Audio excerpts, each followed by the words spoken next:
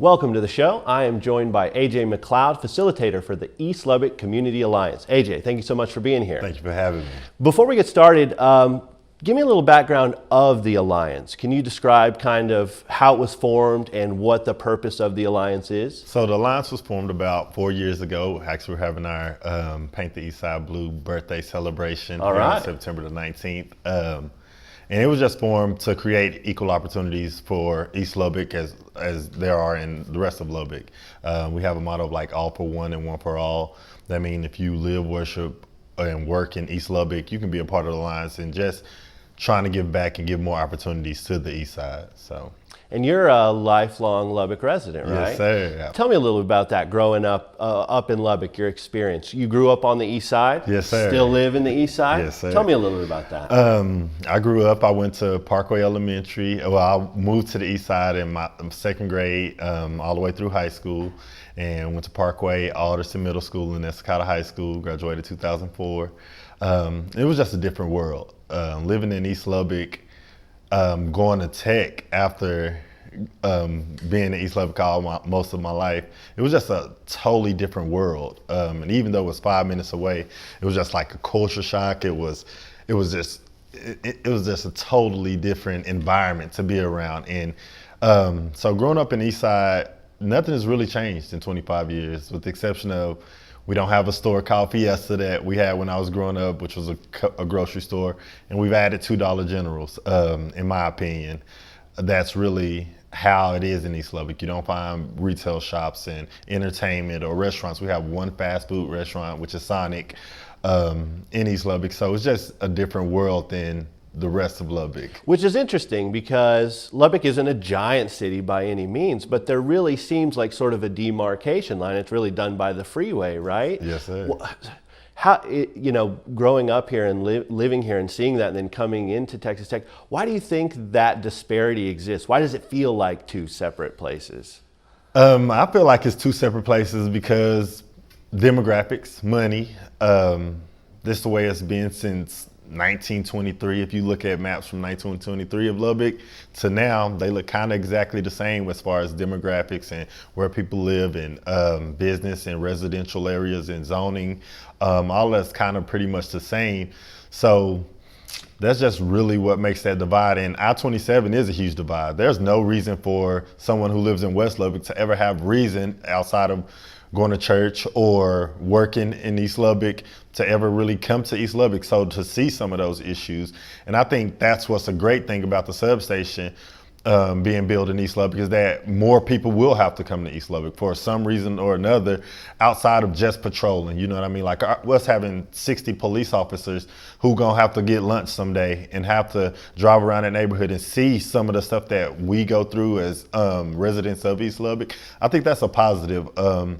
And give a little bit of that background for the audience if they might not know about the substation. What is that they're bringing a substation into? Oh yeah, East Lubbock is, the police station is building 3 new substations, the first being the one in East Lubbock off of 19th and MLK.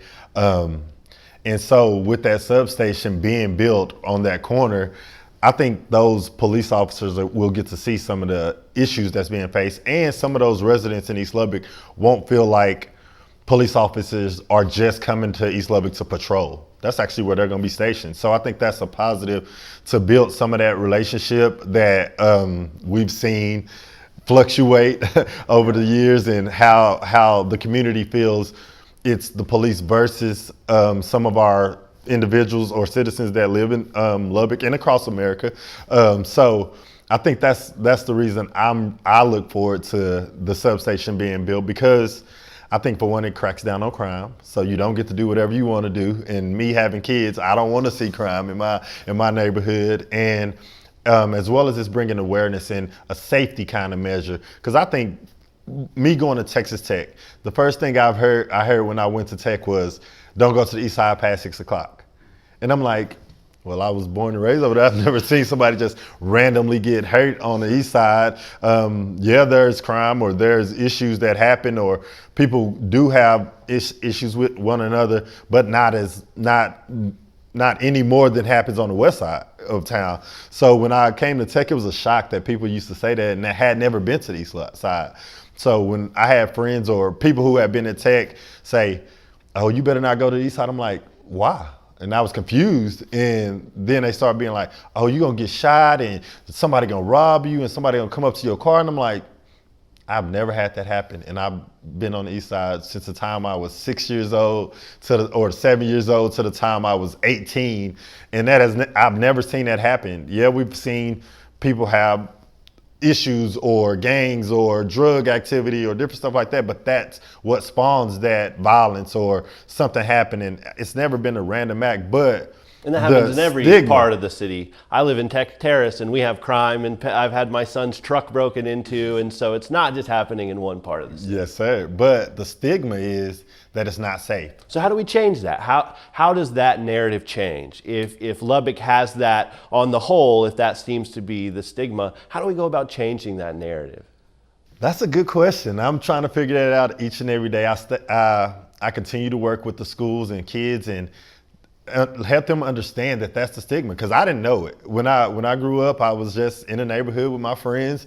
We hung out, we rode bikes, we went to parks, we played football in the street, and I never knew our neighborhood was looked at as that neighborhood because I was in that neighborhood all my life. It wasn't like I was in West Lubbock where I went to some school in West Lubbock that was like, "Oh, you stay on the East Side." Well, all my friends stayed on the East Side, and all the people I went to school with stayed on the East Side. So until I went to Tech, I never knew that was a stigma. So I say to our kids, hey, how we carry ourselves, how we look, how we act, how we talk, the rest of the world may not understand. So for us to change some of those factors, we have to change some things. And I think the police station being built there can bring a sense of security for some businesses or developers because that's what we want. We don't want to have to move out of our neighborhood, but at the same time, I don't want to buy a house that costs $100,000 or $200,000 that I build, and automatically my property depreciates in value because of the location. That there are no retail stores, there are no businesses, there are no restaurants. There's huge disparities in private investment, in public investment, in education investment. Yes. And so once again, that question of how do you bring a light to those issues in a way that fosters people who want to come in and make private investment and make public investment? How do we make the city aware of these issues so that we see some of that change?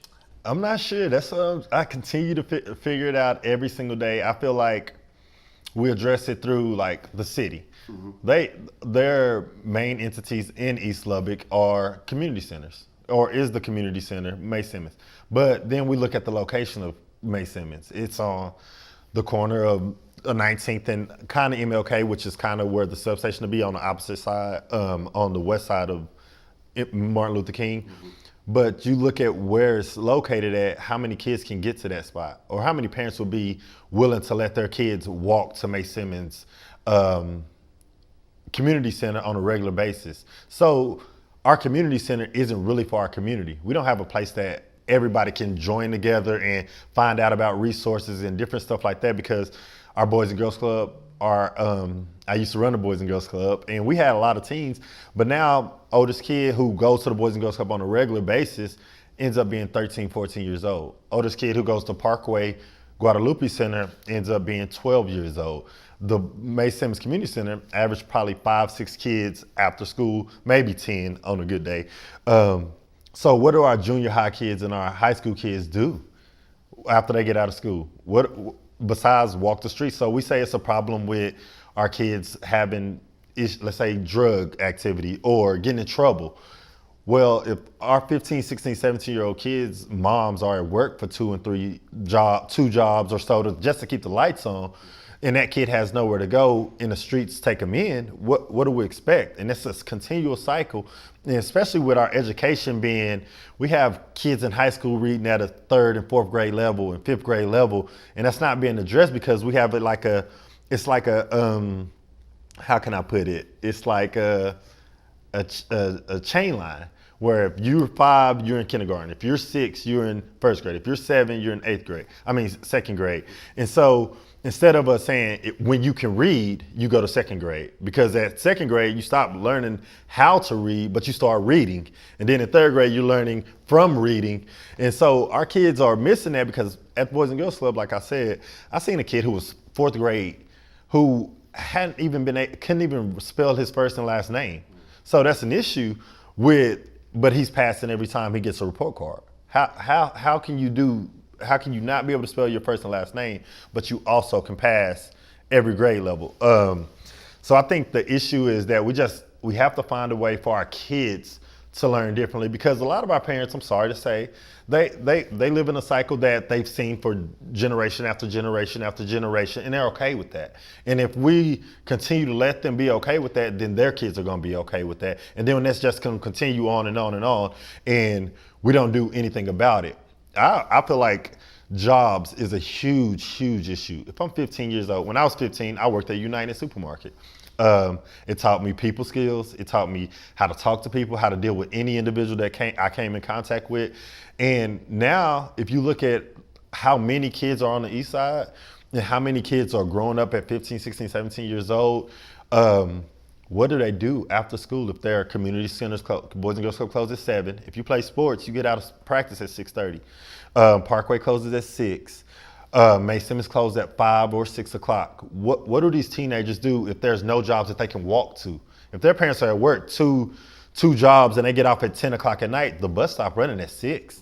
So let's say a kid do get a job in West Lubbock, and you don't come to work and you don't show up 3 times, you probably don't have a job anymore. So and there's so many people in West Lubbock that somebody always look for a job, or in Lubbock, period. So I'm not gonna deal with you not being able to make it to work, whether it's your mom's fault or your fault. Just the reality of it. But if our kids can't walk to a place and get a job, like you leave out of Coronado, you can walk across the street and get a job at Winter Central. You can get a Sonic. You can go to all these places as kids.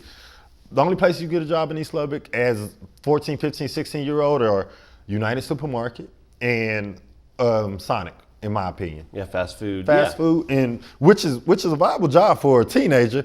But if you have no way to get there, what do you do then? And if there's limited options, even more so, what do you do then? Yeah. The East Lubbock Promise Neighborhood Program that was sponsored by Texas Tech, are you aware of that? Did you know about Yes, that coming sir. to schools? Have you seen results from that? I can't say I've really seen results from that program directly. I know Reggie Dowell is a part of that program, and they start the Roby program, which started this year. That'll be training for trades. Because in East Lubbock, I'm just be honest with you, if you've had it rough your whole time in the education system, where you didn't learn to read at 3rd grade when you're supposed to, and you've been behind your whole life, it's the likelihood of you wanting to go to college is obsolete, really, in my opinion. It's far-fetched. We push, go get an education, go get an education. Well, if education has been hard your whole entire life and nobody in your family has showed you how to do it, because when I went to Tech, it was a shock. It was different, and I was really smart. I was a smart kid in high school. I did the medical magnet. I was a part of a lot of groups that helped me learn how to study, and Abbott and being a part of the medical magnet and different stuff like that, which helped me in college, but I wasn't ready for the college world because I had never heard of it. So when I go mentor to our high school kids, that's what we talk about a lot. We talk about budget, we talk about credit, we talk about banking, we talk about what to do, what not to do, how to schedule classes, what happens when you start missing classes, because some of those conversations would have helped me in my time at Tech. But a lot of our kids, they don't have those options. So I think the ELPN, East Lubbock Promise Neighborhood, that training program is something that's really vital in our community, and I think will be good if our kids take advantage of it, but it costs. And that's another thing about it. The thing I didn't like about the East Lubbock Promise Neighborhood was when we had the pilot grant to give every kid iPads at our middle school and stuff. I just thought it was a bad idea, because if our kids don't know how to use technology and they're going home with these iPads that they don't have internet access for, what good is it doing? And then you take it away the next year or the next 2 years. And I felt like that was a harsh thing for our kids, because we always feel like the pilot, you know what I mean, the test, let's test it out on the worst kids, and then let's take it to another school and it's successful type thing. So with the East Lubbock Promise Neighborhood, they do a lot of good stuff. Like the reading with Stephanie Shine, she's awesome. That she's working to get our kids, like every summer in the Boys and Girls Club, we had a book fair. They came every Wednesday, a kid got to pick a book. They took 30 minutes to read. They let them lay on blankets and made it a comfortable environment. That's a great thing for kids, but if it's not consistent and we're not actually sitting down with those kids, they just got books in front of them.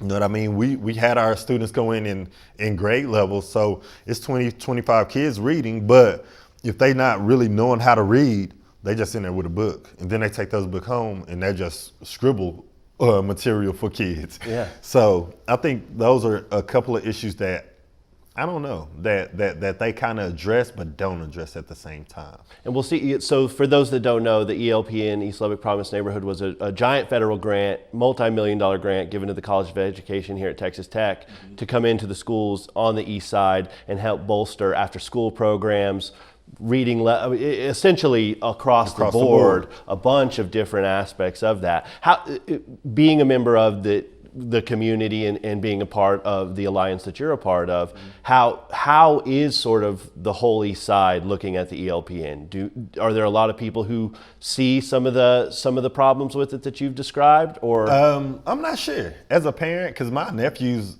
have went to Irvin Elementary in Dunbar, and I don't really hear much from them about, hey, well, we had your kid in our program and this is the issue that we're seeing. How can you help address it? Because it starts at home. It's just period, point blank. And that's why so many of our kids start off behind, because home life isn't great. For one, we live in a poverty-stricken area, and we live in a single-family home area. Most of our kids come from single-family homes. Yeah, they may have mom and dad around, but they come from single-family homes, so that automatically starts an issue. But then you compound that issue when you don't let the parents know what you need them to do in order for that kid to be successful. Because parents don't know. You think you going to school, your kid come home with a backpack and they don't have homework, because most kids don't get homework at our schools that I've seen.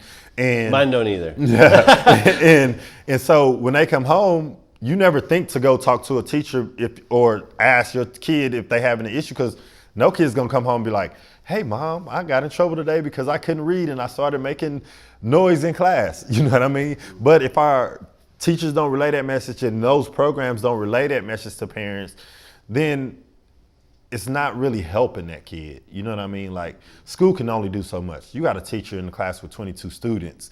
She can't take that one-on-one time for the kid who's way down here, or that one-on-one time for the kid who's way up here. So it's kind of like, okay, we're gonna focus on this middle ground. If we got 15 kids in the middle and we got 3 way down and 4 way above, those kids way above gonna start being helpers, and those kids way down gonna be the problem kids. Mm-hmm. So we kind of try to funnel them out, or they find a way to get kicked out. Kids don't want to be embarrassed nowadays. You know, cyberbullying is so crazy, and bullying is a big thing. So if I'm a kid who can't read and my teacher call on me to read, well, I'd rather just be disrespectful and get kicked out of class. That's what I see a lot of. And it's tough because our teachers have a hard job. Our parents have a hard job because they got to keep a roof over their head. And so I think programs like ELPN that did have millions of dollars, building something that would foster a place where kids could get help. You know what I mean? Like, if we focusing on elementary kids, which I think we should focus on because they need to be on reading level, but if we leave out the middle school and high school kids who don't know how to go get help with homework, because I'm telling you right now, I got a middle school kid, he just started 6th grade and he goes to Hutch, and their math is totally different than what I've ever learned. So for him to come home and be like, hey, Dad, can you help me with this homework? I'm like, yeah, I can get you the right answer, but I can't help you with this homework. It's two totally different things. The way they do math is so different now. My daughter's a 6th grader at Hutch, and she brought math homework home, and I said, there's nothing I can do for you. I don't know what to do about it. I can get you the right answer. So after school programs, things of that nature, yes, where they can be walked through these things that parents can't necessarily help them with, especially parents who are working, like you said, 1 to 2 jobs. So the East Lubbock Community Alliance, what are some of the ways that the Alliance is involved in these issues, looking at these issues and helping these issues be solved? With myself as the East Lubbock Community Alliance, I go to every school. I go to Irvin, Alderson, Dunbar, Estacado, and I try to stay involved because what I've also learned is you can't be what you can't see.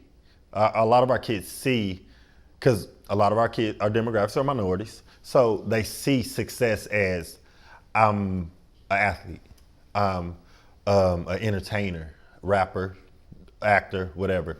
And that's what they see as success. So I try to go in, I dress like this every single day. I live on the east side because that's where I'm comfortable at.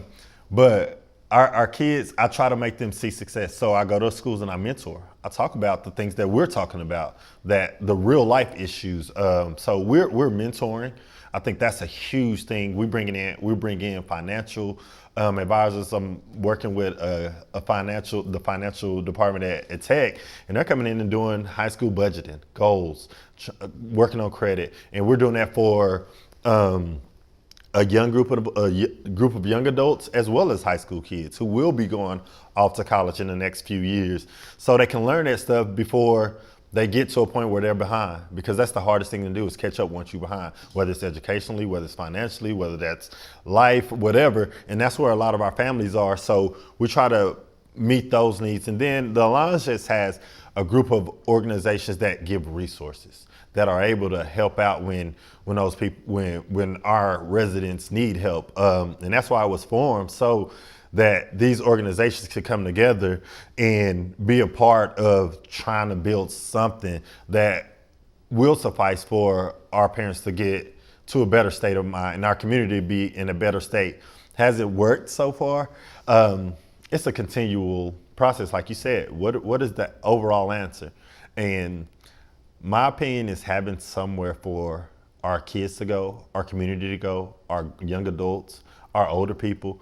And I don't know a place like that in East Lubbock just yet. The only time you ever see 200 to 300 people gathering is at a sports event, and it's usually an Escada football game or an Escada basketball game.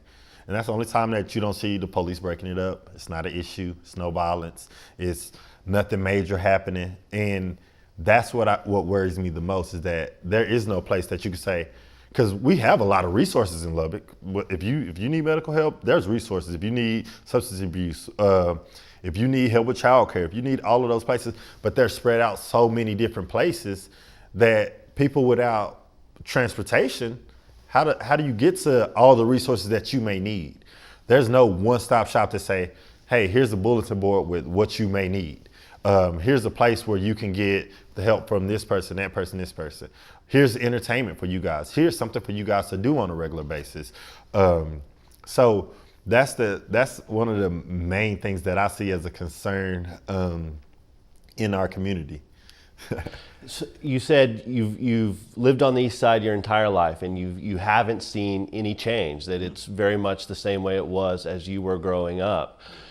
Is the substation a first step forward? What does that look like? What does progress look like? Substation is a step. I don't know if it's the first step forward. It's a step though. I don't know. I'm not sure. We want to create an environment that's safe and conducive. I moved back to the east side because I lived in West Lubbock. I didn't know my neighbors. You know what I mean? I stayed there for 2 years, and I pull in my driveway, I pull in my garage, and I go in my house, and then I come out and I go to where I need to go. And I moved back to the east side because I wanted my kids to experience what I experienced growing up. I pull out my basketball goals, 15 kids in front of my house. That's fun for me. It's 10 kids coming to my door. Can Matt come out and play football? And it's great. I go out there, I play quarterback with them. So I wanted my kids to experience that, because the community is for one another. It's a loving community. It's very quiet in my neighborhood, but I think steps forward is finding a way to build something in East Lubbock that's going to allow young adults, old adults, kids to go and be safe and get help with stuff like homework and talk to some positive role models, because we don't have very many male positive role models. All across the city, you see positive male role models everywhere. You see people like yourself who are reporters. Not very many reporters stay in East Lubbock to say a kid, hey, you can be a reporter. Not very many doctors stay in East Lubbock that can say, hey, kid, you can be a doctor. I look just like you. I started where you came from. And that's the good thing about myself, I think, is that I did come from where they come from. I came from a single family home. I came from the east side. I came from not being wealthy or not having very much. And our kids can relate to that. And then they see me as not an athlete, as not an entertainer, as somebody who goes to work every day, as a father. First of all, I'm a father of 3. That's my number one job. And they see that everywhere we go. It's not like, and I'm transparent across the board. If you want to look at anything that I do, you'll see me with my kids probably. You're going to see me working every single day. You're going to see me working in our community, because that's what I think needs to happen, because there's so many times that we have kids who are successful, but it's the get out thing. When I was a kid, I grew up with in order to be successful, you need to get out. But getting out is true, because there's no colleges in East Lubbock. But the getting out and coming back is the key. Make them care about the community. Make them want to stay in the community. It's something that I think needs to be a push, because invest back in where you came from. Sure. And love it. Like, I love our community. And then it's not great. It's not perfect, but I just love it, because my kids grew up in a world that you see so much other stuff. You see so much extra and so many discriminations and so many opinions trying to foster those opinions and be cognizant of those opinions, when I just want them to be comfortable as kids. Because when you become an adult, you don't get to be comfortable all the time. You have to worry about responsibility and all of that stuff. But as a kid, I think a lot of our kids grow up a lot faster in East Lubbock because of those reasons. The cell phone and technology is great. Technology is great, awesome, when you use it right. But when you're using it to just watch music videos or just get out your parents' hair, and you just sitting on the phone all day and you're playing games that aren't educating your mind and that aren't helpful to you, then I think it becomes a problem. And that's where our kids are growing up a lot faster than they need to. Like at the Boys and Girls Club, I don't allow kids to be on the phone. Enjoy being a kid. Yeah. Enjoy talking and having conversations. Absolutely. We're out of time. Where can people who are watching this who may not be aware of some of these issues and want to learn more, where can they go to learn this information? How can they be a part of this growth and change in East Lubbock? I think contacting myself, which is my email is McCleod, AMCCLEOD @starcarelubbock.org. Just contacting me and figuring out what we need to do to come up with change, because I do see myself as the forefront of trying to create this change, create this positive movement, as well as our East Lubbock Community Alliance page, eastlubbockcommunityalliance.org, where you could just get that information, and my contact information is on there, my phone number is on there. So reaching out and just wanting to be a part of that change is vital, I think, for our community and for our city to become one. We have to have that unity of everybody's equal in this city. Everybody has to have the chance, because you could say we all have a fair shot, but that's not really true when you start way behind and you start from the bottom. It's just a tough thing. Yeah, absolutely. Well, thank you so much for being here. For more shows and more of the Sit Down, go to kttz.org.